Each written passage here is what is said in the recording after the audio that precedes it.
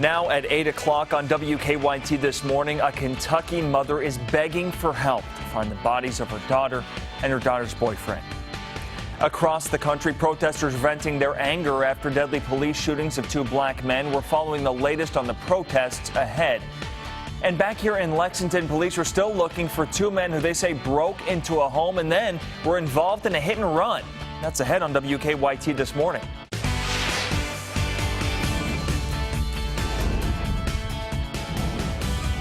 This is WKYT This Morning. Good morning. Thanks for joining us on this Sunday. I'm Sean Moody. Michelle Chamberlain has the morning off. If you've looked outside, you already know it is a fantastic morning out there. Mike Linden is standing by with a look at how the rest of your Saturday's shaping up. Well, Sean, yesterday was absolutely awesome here in the Bluegrass with sunshine and comfortable temperatures. Today, more of the same. The weekend as a whole is just making us all forget about how wet and stormy all of last week was. Right now, the live sky camera showing us a lot of blue over Big Blue Nation. A great start so far to our Sunday morning.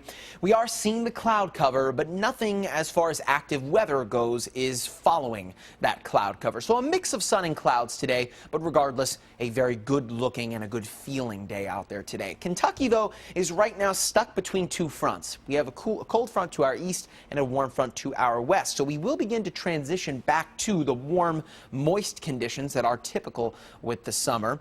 But that's not until we get into Monday afternoon and into Tuesday. But of course, that active weather is lurking right around the corner. And coming up, I'll show you what we can expect to find as we head into the work week ahead of us. But before that, how awesome it's going to be out there today. I'll break down the days ahead and the rest of your weekend coming up in about 10 minutes. All right, Mike, thank you. A Kentucky mother is begging for help. She's trying to find her daughter, Crystal Warner's body, and her boyfriend, Robert Jones's body. Kentucky State Police say the couple were murdered. WKYT's Mark Barber is at the live desk now with a closer look at this case. Good morning, Mark. Good morning, Sean. The Northern Kentucky couple disappeared a week ago. This morning, their families are still searching for their bodies. Police say Robert Jones and Crystal Warner were last seen leaving a rental property in Washington County on Sunday. Their car was found 5 days later, abandoned in Georgetown.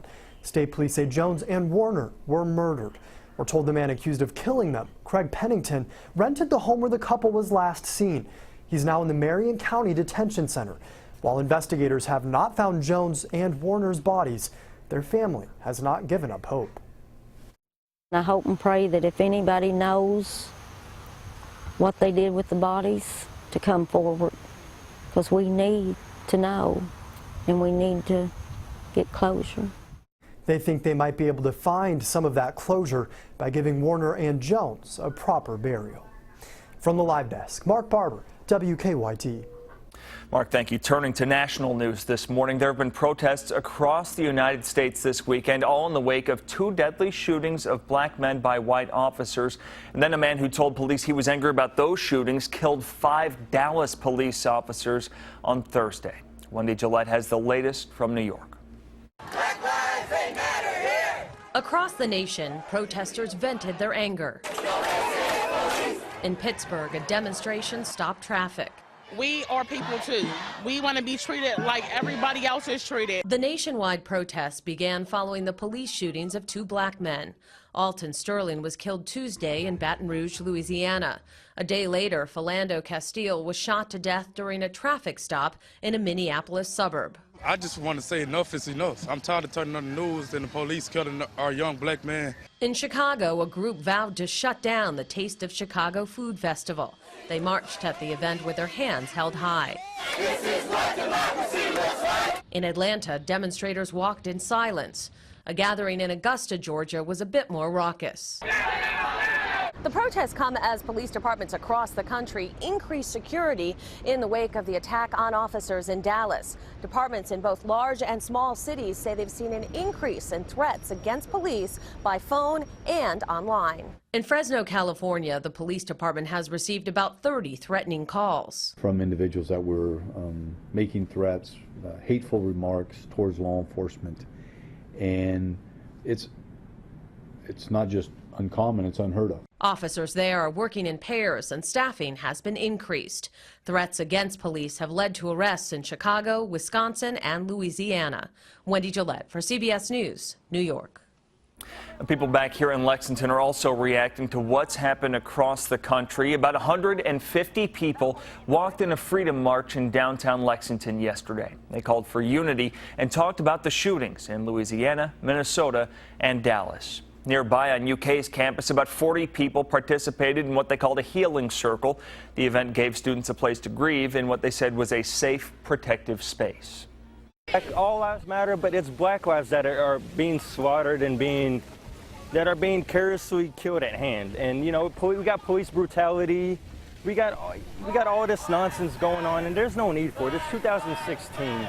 It's time for us to band up, stand up, and be together as one race. My main point as a healer is that we don't have to suffer in pain alone, and that we can heal and be stronger and figure out how to even resist in the future if we can learn how to collectively heal together. Our news partners at the Lexington Herald-Leader report that organizers of the Freedom March asked police to put down their weapons for 24 hours. Lexington Police Chief Mark Barnard told the Herald-Leader that the idea, quote, is a pretty irresponsible proposal, end quote. In other local news this morning, a Lexington woman is recovering after a run-in with a robber. We first brought you this story yesterday morning here on WKYT. Brian Spangler said he and his wife woke up early in the morning to two men breaking into their house on Sandersville Road. He said someone threw a brick through the back door and stole their laptop and purse. They said they saw their car pulling out of the driveway. That's when Spangler says he ran out of the home and forced one of them to the ground with a shotgun. Comes through the yard with a vehicle and hits my wife, and she hits her so hard she hits her head on the truck parked in the driveway, and the other guy, they hit me on the side. I drop my gun, the guy jumps in the car with the other guy, and they take off. Police spotted the car and chased it to Winburn Drive.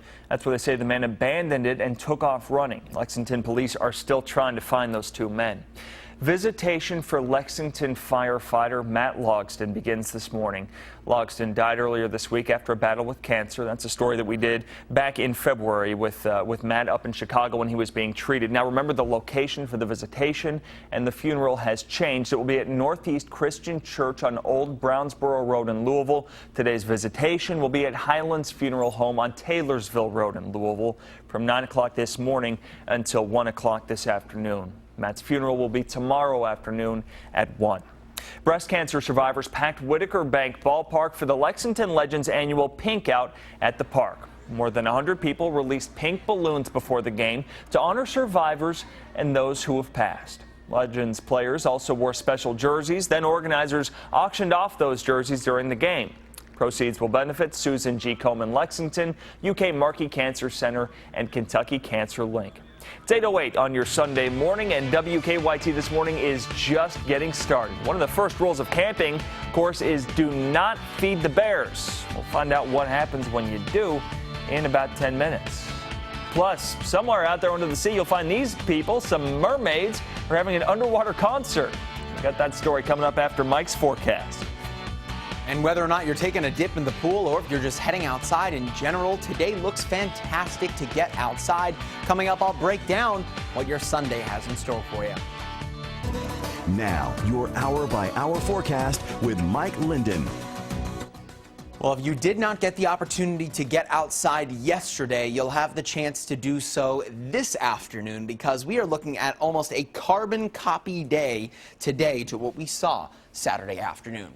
Start off with the Defender radar network not seeing anything on the radar again. Active weather is going to be at a minimum today. We take a wider look at things, though, and we are still dominated by the cooler, drier air that was brought in by that cold front over the past few days. But we look to our west, and a warm front beginning to work its way back into the bluegrass, and that marks the return of the warm, moist, stormy weather as we get into the next few days.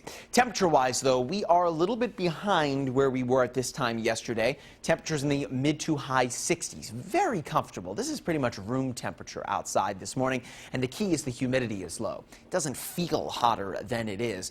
Heading into our afternoon, we get back into the mid to low 80s under mostly sunny skies. A fantastic day out ahead of us. And check this out in your hour-by-hour breakdown. As we get into the afternoon, you'll notice that the cloud cover is there, but it's not very thick. So a very good-looking day, not only a comfortable day, but mostly sunny as we get into our afternoon. As we get into Monday, though, that's where things begin to get a little bit more muddled, especially for southeastern and southern Kentucky. That warm, moist air from the Gulf of Mexico beginning to work its way in from the south, ushered in by that warm front. And look what it does to our temperatures. Of course, the warmer air pushing things higher on the thermometers, but that humidity also going to make things feel a little bit warmer than what thermometers indicate. The mid to high 80s for your Monday. But then into Tuesday, that's where things get a little bit more widespread, especially as we head into our afternoon, not only looking at the showers to kick off the day, but then the thunderstorms become part of the picture as we head into the afternoon hours. Not to mention that look at those temperatures. Again, the mid to high 80s, potentially nearing on the low 90s on Tuesday, even with the cloud cover. So that moisture, which is beginning to work its way in from the west and to the south, these are those darker green blobs, that's the more moist air. That is what we are going to find returning into the bluegrass as we get into the next few days here. It won't be until we get into Monday evening and into Tuesday, though, that we really see that surge of moisture begin to work its way back in. So that dry air is going to leave us here in the next few days. So that's why you've got to get outside today and tomorrow and enjoy, because we are looking at an active weather pattern that kicks off on Tuesday and it stays with us pretty much into next weekend. So whether or not you need to mow the lawn, you need to take the dogs on a hike, you need to go food shopping, whatever you need to do to get outside, go to the farmer's market, fantastic weather to do so, to just get out and enjoy. Temperature-wise, we'll be right around normal today. Tomorrow beginning to warm up, and you'll feel the mugginess just a little bit. The cloud cover still looking pretty good, too. Sean, it isn't until Tuesday that the forecast becomes a little more noisy for us as those temperatures warm up as well. So if you just want to get outside and do what you did yesterday, all systems go again for today. Yeah, well, we cannot enjoy that enough after the week we had. I mean, storms every day. You're talking about the flooding threat, high winds. This weekend has been exactly what the doctor ordered. Absolutely. Yes. So if you are planning on going outside today, maybe it's to a concert. Well, if you're going to a concert, maybe it's in some kind of event space or amphitheater, but probably not underwater, if I had to guess. None that I've been to anyway, but in the Florida Keys, that's part of the world's largest coral barrier reef. That became a music arena for hundreds of these divers and snorkelers you see there playing these underwater instruments. Some divers wore costumes. There you see a mermaid playing a underwater banjo, maybe that is. And the Lower Keys Underwater Music Festival is put on by a local radio station. So while people swim along that coral reef, they listen to water-themed music broadcast by the station. It's got to be interesting. I'd like to hear what that sounds like under there. I wish we knew what they were playing right now. Yeah, that would be. I don't think those instruments are actually producing any noise. I think they're coming from a speaker somewhere. So our producer just told us that they were playing Knee Deep in the Water by the Zac Brown Band, so appropriate. I mean, what else would be on that playlist? Like Little Mermaids Under the Sea? Yeah, there you go, something like that. I don't know what other water-themed songs you could have Little Mermaid on loop. That will do. Very cool nonetheless, though. Absolutely. I wish I was there with them. Yeah, I'd take that. 8:16 now on your Sunday. There's still plenty ahead here on WKYT this morning. Just because a bear wants in your picnic basket doesn't mean you should give them any food. It's a very bad idea. We'll tell you why when we come back. And before we go, Tuesday night's Mega Millions jackpot back down to $15 million after that winning ticket was sold. And then Wednesday night's Powerball jackpot, $311 million. So go to break. Here's a cool shot from the International Space Station. That's a look down here at Earth. Welcome back to WKYT this morning, 8:19 now on your Sunday morning. A lot of families from here go down to Tennessee. One family in Tennessee, though, now is in hot water on their vacation after feeding a black bear cub that wandered up to their rental cabin. Kelly Reinke explains how Tennessee's Wildlife Agency found out about it.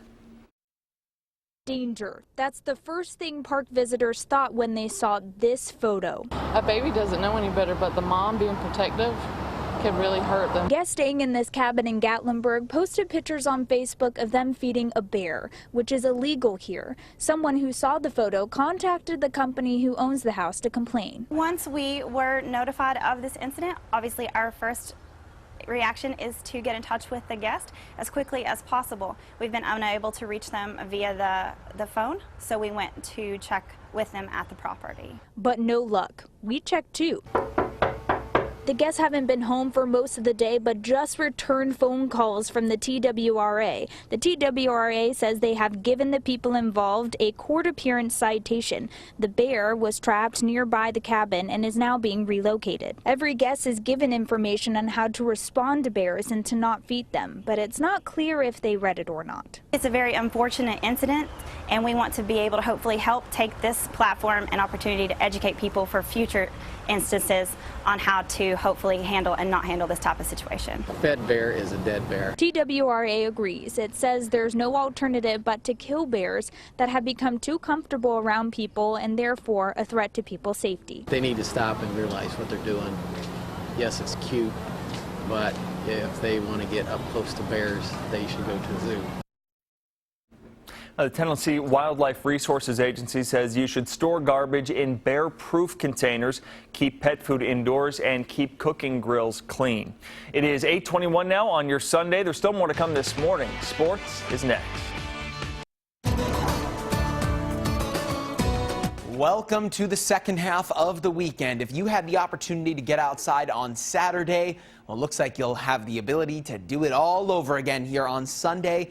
Whether you went to Lake Cumberland, whether you cooked out outside, you might as well do it again. It looks fantastic to kick off our Sunday morning, and it looks like it's going to continue to stay awesome as we head into our afternoon. The cloud cover will be there, albeit very thin. Nothing active as far as rain, high winds. We're good to go out there today. We are tracking, though, the return to the warm, moist air to our west. That will get here, though, as we get into Monday and into Tuesday. So at least through our Sunday, things are looking pretty good. Temperature-wise, as we get started, remember, with that cooler air that came in over the past few days, temperatures have dropped off a little bit. Most of the time, we're looking at temperatures this time of year in the mid to low 70s this early in the morning. But right now, most spots are in the mid to high 60s, 69 degrees in Fayette County, a little bit cooler toward the southeastern mountains. But regardless, this is room temperature. This is good stuff as we get our Sunday morning started. Now, for the rest of our day today, as we get into our afternoon, most spots getting back into the mid to low 80s. Normal for this time of year is right around where we'll be for our daytime highs today. Now, you will see the clouds, but nothing that's going to come off of those clouds to impact your afternoon.